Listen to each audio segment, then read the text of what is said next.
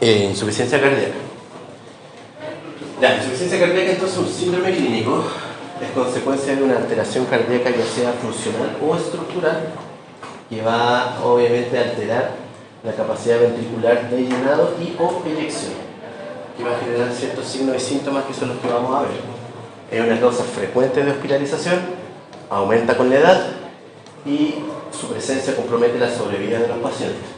Aquí tenemos entonces el mensaje de esta diapo, es que tanto la sístole como la diástole son importantes. Uno tiende a pensar que la sístole es lo más importante porque el momento en que se inyecta la sangre finalmente del corazón.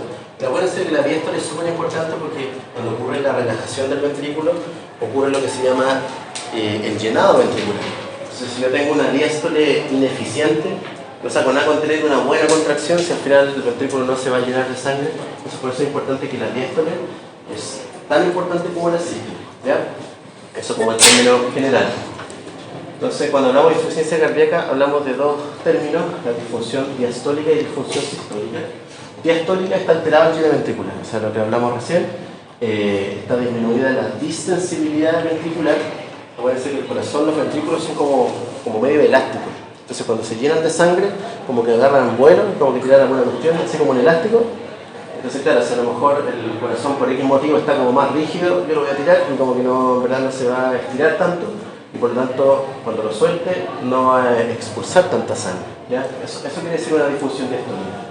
Y en general esta no cursa con cardiomegalia, o sea, no tiene el corazón grande.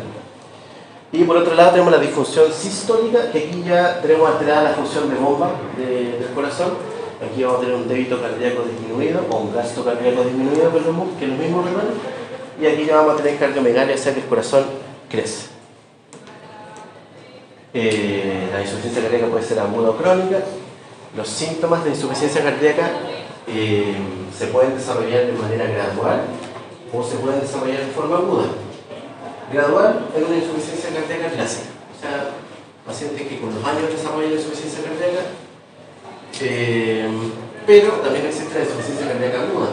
Por ejemplo, lo más clásico, paciente con infarto. O sea, el paciente se infartó y en un momento a otro empezó a desaturar, empezó con congestión pulmonar, hace unas yugulares gigantes. Entonces, claro, ese paciente está con una insuficiencia cardíaca aguda, que no tenía antes de tener el infarto. Es difícil precisar el diagnóstico en algunos adultos mayores, ya que atribuyen la disminución de su capacidad funcional, eso significa CF, con su edad. O sea, hay pacientes que te dicen, abuelita, yo sabes que igual me canso más.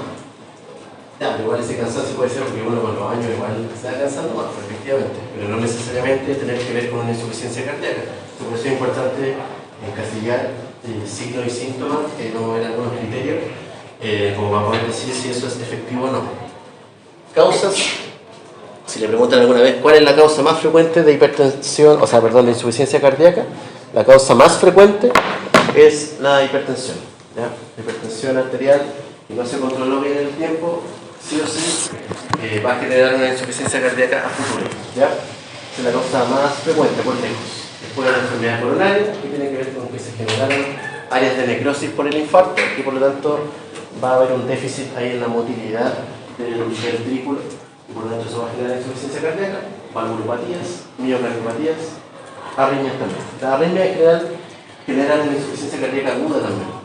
Por ejemplo, hay algunas arritmias que vienen de inicio súbito, el paciente parte por ejemplo con palpitaciones, disnea y empezó a desaturar. Llega urgencia, llega cianótico, la apoyan con oxígeno y tiene una, no voy a poner el nombre, pero tiene una arritmia. Y claro, finalmente la arritmia fue lo que generó finalmente la insuficiencia cardíaca aguda porque se alteró, por ejemplo, el tiempo de diástole y por lo tanto el ventrículo no se llena correctamente y por lo tanto no se eyecta correctamente lo que es realmente la sangre desde el corazón. Clasificación, desde el punto de vista semiológico, podemos clasificarlo en tres: izquierda, derecha y global. ¿Ya? ¿Cuál es la izquierda? Obviamente, si pensamos en el lado izquierdo del corazón, cuando nosotros tenemos una alteración del lado izquierdo del corazón, si tenemos alterado el lado izquierdo, lo que vamos a generar es que todo, o digamos, el ventrículo izquierdo le va a costar sacar sangre, ¿cierto? Entonces, si le cuesta sacar sangre, todo eso se va a empezar a acumular de manera retrógrada. Entonces, por lo tanto, se va a ir por las venas pulmonares y eso va a ir, terminar finalmente a lo que es la circulación pulmonar. Entonces, si llega a la circulación pulmonar, eso va a generar que se congestione el intersticio a nivel del pulmón y eso va a generar, por ejemplo, disnea, ¿ya? Porque en el fondo va a estar aumentado el espacio o el intersticio, entonces el intercambio va a ser más dificultoso, el intercambio de oxígeno, por lo tanto el paciente va a sentir más disnea.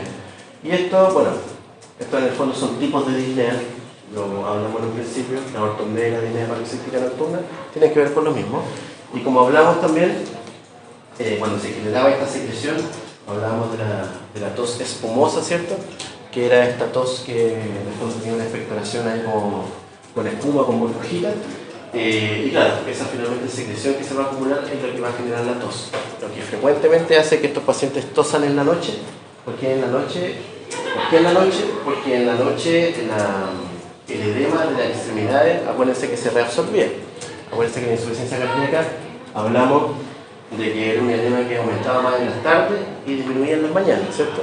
¿Y eso por qué ocurre? Porque durante la noche el cuerpo reabsorbe el edema y por lo tanto todo eso se va directamente a la parte del pulmón. Y es por eso, por ejemplo, que es disnea paroxística nocturna y no diurna. Porque en el fondo, ¿por qué ocurre en la noche? Tiene que ver con eso, porque en la noche se congestiona más el pulmón. Y de hecho la mayoría de las insuficiencias cardíacas cuando llegan descompensadas, de hecho la mayoría de las veces ocurren durante la noche. La mayoría de los infartos ocurren durante la noche. La mayoría de los edemas pulmonares agudos ocurren durante la noche. Tiene que ver netamente con esto. El examen físico, puedo tener las extremidades medias pálidas, medias frías, puedo tener un pulso rápido y alternante, un pulso alternance que se llama ahí, que eso es algo como semiológico que pueden encontrar. Y al examen físico, si tengo una cardiomegalia, o sea, el crecimiento del corazón, puedo tener desplazado el choque de la punta.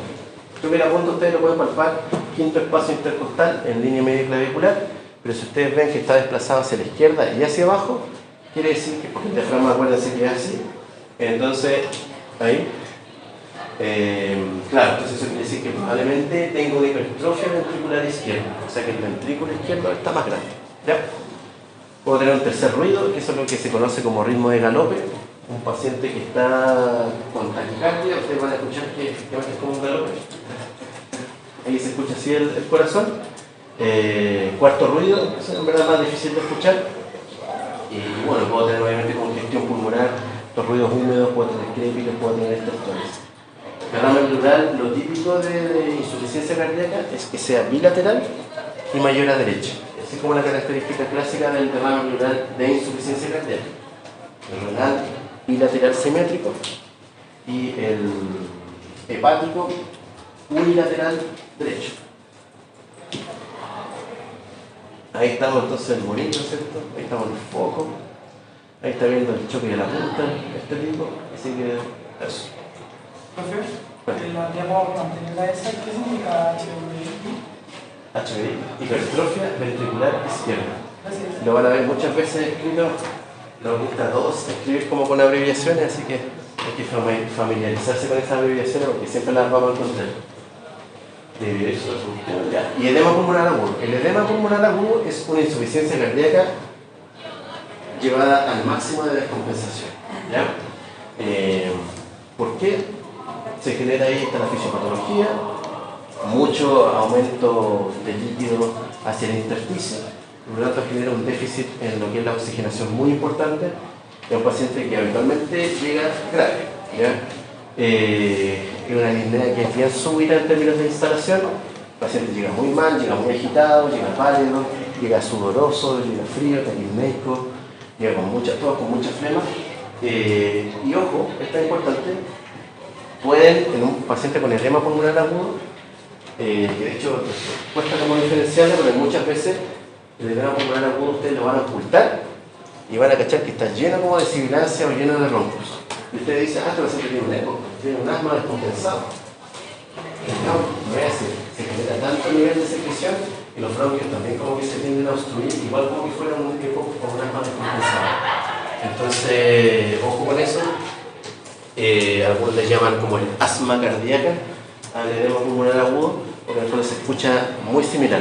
Así que eso igual tienen que tenerlo, por eso es que finalmente uno pregunta los antecedentes, ve cómo está, a lo mejor tiene edema de extremidades, ve otras cosas como para apoyar el diagnóstico.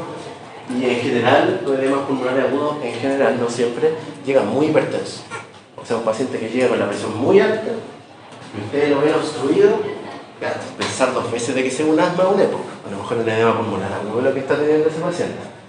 ¿Y por qué en el fondo es importante diferenciarlo? Porque el manejo es totalmente distinto. O sea, uno se trata con corticoides inhaladores y el otro se trata con diuréticos, con vasodilatadores, entonces el tratamiento es totalmente distinto. Entonces, si no lo trataste como uno, claro, va a seguir empeorando y este es una cosa grave. Si ustedes no lo manejan, se van a morir también. Ahí está un paciente con edema pulmonar agudo, si se fijan, está blanca la radiografía. Está blanco, está efectivamente un aumento de la trama importante. Acá se alcanzan a ver igual algo, unas líneas medias difusas ahí, como horizontales. Estas son las líneas B de Kerley, que muestran en el fondo algún grado de congestión a nivel del intersticio. Ya si se fijan, este es un paciente que está ahí con el... ¿Qué son esas cuestiones que tiene ahí? ¿Qué son esos cables? Son los electrodos, estos son el monitor. ¿Ya? Son los electrodos del monitor, entonces este es un paciente probablemente que llegó ahí al box de reanimación y todo, y están ahí preocupados por eso. Y insuficiencia cardíaca derecha. Ojo que la insuficiencia cardíaca derecha en general se asocia a una insuficiencia cardíaca izquierda. O sea, es como un continuo. En el fondo, hablamos que en la izquierda se congestionaba hasta la parte pulmonar, y si eso seguimos yendo hacia atrás, va a generar congestión del lado derecho, y eso se va a devolver hacia la cava superior, hacia la cava inferior, y eso obviamente va a generar los síntomas de una insuficiencia cardíaca derecha. ¿Ya? La mayoría de las veces, acuérdense, está asociado. Es raro una insuficiencia cardíaca derecha por sí sola, pero puede existir. ¿En qué casos? Estas que están aquí. Principalmente en enfermedades pulmonares crónicas como el EPOC o la fibrosis pulmonar avanzada, principalmente por sobrecarga, va a generar que el lado derecho se vea afectado. Entonces vamos a tener que, por ejemplo, el corazón, después lo van a ver cuando vean electro, va a tener un eje desviado hacia la derecha, o sea, en vez de crecer para allá, crece como para acá, crece hacia la derecha. ¿Ya? ¿Qué más? Eso es lo que se conoce como el cor pulmonar. ¿Qué más? Eso. Ahí tenemos entonces algunos síntomas de insuficiencia cardíaca derecha, fatigabilidad, decaimiento, puede haber síntomas digestivos, puede haber náuseas, puede haber vómito, puede haber dolores en el epigastrio, puede estar medio distendido. Y acá se fijan en un caballero que está desnutridísimo. Acuérdense que una desnutrición es como muy severa, y lo que habitualmente nosotros conocemos como caquexia, ¿ya? Solo caquexia, ¿ya? Caquexia es alguien que está como muy desnutrido en la forma. Este caballero, por ejemplo. Cuando hablamos de caquexia cardíaca, es en el fondo el paciente que tiene una desnutrición muy severa, secundaria a una insuficiencia cardíaca muy avanzada. Y eso se genera por esto. El paciente está tan disténico, que está disténico en reposo, que no come nada, está muy nauseoso, no come nada, así que al final el paciente se va desnutriendo de a poco. Eso es lo que se llama la caquexia cardíaca. Al examen físico, aquí se fijan todos estos síntomas, los van sacando con este gráfico. Si en el fondo tenemos que la sangre se devuelve hacia la vena cava superior, entonces vamos a tener ingurgitación yugular. Si se va hacia la vena cava inferior, vamos a tener hepatomegalia, vamos a tener esplenomegalia, podemos tener el reflujo hepatoyugular. ¿Alguien sabe lo que es el reflujo hepatoyugular? En términos simples, apretamos el hígado y vemos como que se ingurgita en la yugular. Ese es el reflujo hepatoyugular. Y el edema habitualmente es simétrico de extremidades, puede ser en el sacro, pueden ser los pacientes postrados, y ya en los niveles más extremos puede tener un edema incluso en la parte como genital. Hay pacientes, por ejemplo, masculinos que tienen edema como en la parte de los testículos, es muy grande, ascitis, puede tener derrame pleural. ¿Ya? Eso. Acá es un gráfico que en el fondo muestra antiguamente, como no habían todas estas cuestiones como más invasivas, estos catéteres que ponen, medían o hacían una estimación de la presión venosa central, como poniendo al paciente en 45 grados y ponían una regla así como en el manubrio external, en la escotadura acá. Y claro, si era mayor a 3 centímetros, lo que se ingurgitaba a la vena, quería decir que la presión venosa central estaba como aumentada. ¿Ya? Eso hacían antes, como para hacer una estimación. Pero ¿qué podemos rescatar de este gráfico?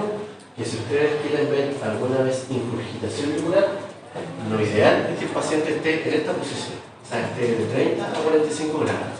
O sea, no les sirve a un paciente acostado plano, porque ese paciente lo más probable es que sí tenga ingurgitación yugular y no sea algo patológico.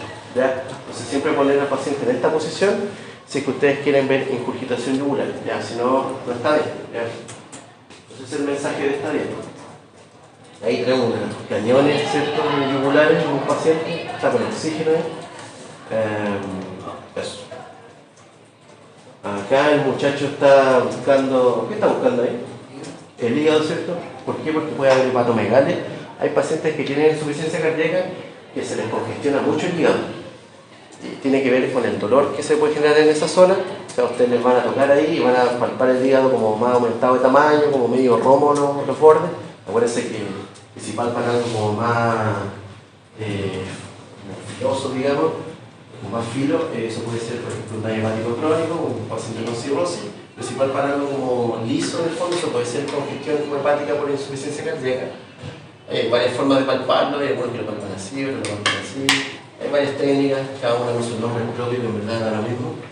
Y acá hay un muchacho que está como puesto de lado. ¿Alguien sabe cómo se llama esa postura? Posición de Schuster, ¿cierto? ¿Para qué sirve? Para ver el vaso, ¿cierto? Entonces ahí también podemos tener plenomegalia, perdón, también se puede buscar ahí, puede haber congestión. Y insuficiencia cardíaca global, se junta todo. Izquierda, derecha, es lo más habitual. Tenemos un concepto que se llama la fracción de eyección, que es la cantidad de sangre que se inyecta por cada, digamos, latido. ¿Qué más? Eso. El diagnóstico es clínico, ya lo hablamos.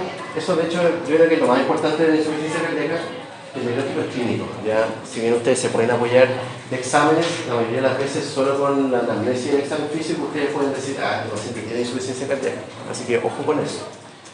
Exámenes que les pueden servir, por ejemplo, en el CESFAM o donde sea, el electro y la radiografía de tórax. El electro, ¿qué vamos a encontrar? Signos de hipertrofia ventricular izquierda. Eso lo van a ver en la clase de electro. Eso es lo que vamos a ir a buscar, que nos puede servir para orientar la insuficiencia cardíaca. Y en radiografía de tórax, ¿qué van a ir a buscar? Cardiomegalia, o sea, que está aumentada la silueta cardíaca, o van a ir a buscar congestión pulmonar, o sea, que vean como un intersticio ahí que está medio como difuso, pero principalmente la cardiomegalia. Y acá estos son los famosos criterios de Framingham, que esto en general, bueno, deberíamos saberlos. No es frecuente que no sepamos así de memoria ya los criterios mayores y los criterios menores, pero en general la mayoría de los pacientes tienen más de 3 o más de 4, entonces en general uno ya como al ojo cacha de que en el fondo cumple los criterios. Si uno es estricto, el diagnóstico de ICC se realiza con 2 criterios mayores, o bien con uno mayor más 2 menores. Se fijan acá, están todos estos de acá. Tenemos disnea paroxística nocturna, estertores, edema, ese ruido, ingurgitación, ¿verdad? Acá en los menores tenemos todos estos de acá. Entonces, si se fijan, acá en el fondo la mayoría de los pacientes va a venir, no sé, les dice que tiene disnea de esfuerzo, se me hinchan las piernas, doctor, le toman una radiografía, tiene una tremenda cardiomegalia, tiene congestión yugular, ustedes ya cachan al ojo al tiro de que tienen insuficiencia cardíaca. Entonces, y por si acaso para la prueba, también le voy a poner un caso así, o sea, le voy a poner justo que tenga 2 criterios mayores, o justo que tenga uno mayor más 2 menores, porque en general en la práctica no es así. En general la mayoría de los pacientes tienen varios de estos síntomas. ¿Ya? ¿Qué más? Ya, y créanme que hay signos de hipertrofia ventricular izquierda. Esta es la cardiomegalia. Se fijan acá hay un corazón gigante, ¿no? Se fijan como que ocupa todo el tórax prácticamente. Aquí se fijan, tiene un poco de derrame, tiene un poco de ocupación del receso costofrénico derecho, derrame leve, y aquí izquierda también. ¿Qué es eso? ¿Qué está ahí? Marcapaso. Es un marcapaso, ¿cierto? Entonces acá surge un concepto que es el índice cardiotorácico, que en el fondo es dividir el diámetro de la silueta cardíaca versus el diámetro del tórax, y ustedes hacen una relación. Si esa relación es mayor de 0,5, eso en adultos, es una cardiomegalia, y por lo tanto eso ya es patológico. Recuerden que cardiomegalia es un criterio de Framingham, así que ya le apoya un diagnóstico de insuficiencia cardíaca. ¿Ya?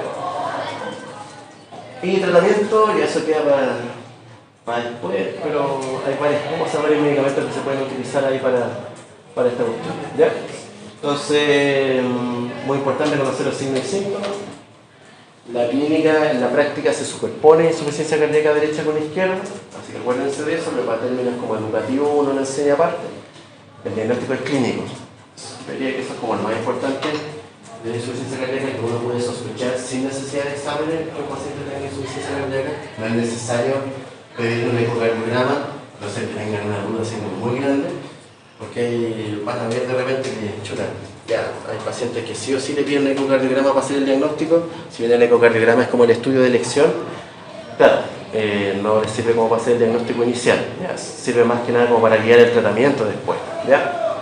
Exámenes electro y radiografía de tórax, fácilmente accesibles. Y bueno, acuérdense que en semio el diagnóstico es sindromático, o sea, ustedes van a hacer el diagnóstico sindromático de insuficiencia cardíaca, el tratamiento va a quedar para los cursos de después, y bueno, en la práctica ahí vamos a ir conversando. ¿Bien? ¿Eso? ¿Alguna duda? ¿Estamos bien? Están liberados. Vamos. Ya pues.